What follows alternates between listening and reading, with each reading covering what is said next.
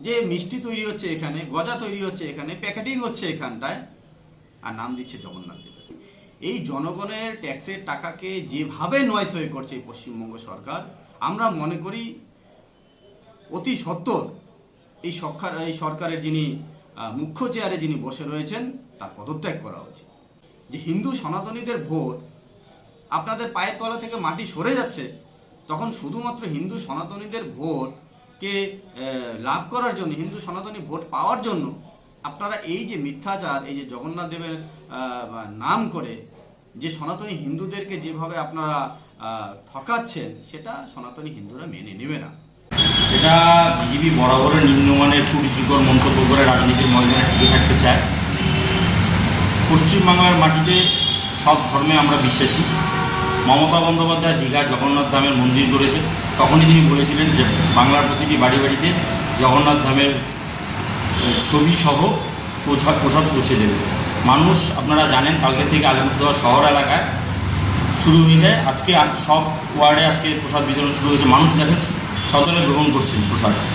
বিজেপির এই নিম্নমানের রাজনীতি বাংলার মানুষ খায় না। তারা জাতপাতের রাজনীতি করে, তারা ধর্ম নিয়ে রাজনীতি করে।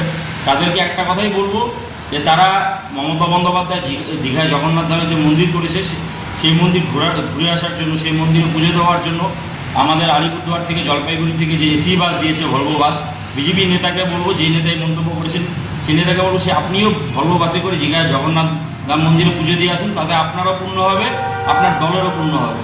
বাংলার মাটিতে এসব ধর্ম রাজনীতি করে, কটাক্ষ করে, মন্দিরকে নিয়ে কটাক্ষ করে বাংলার মানুষ সেটাকে ক্ষমা করে না।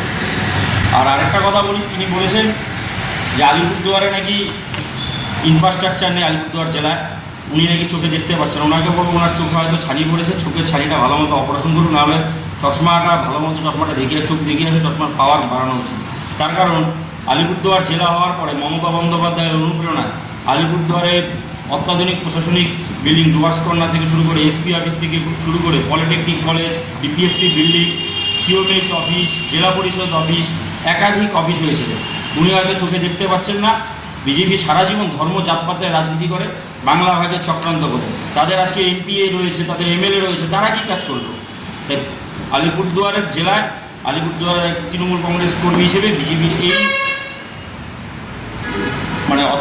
মিথ্যাচারের রাজনীতি, এই রাজনীতিকে আমরা তীব্র ধিক্কার জানাই।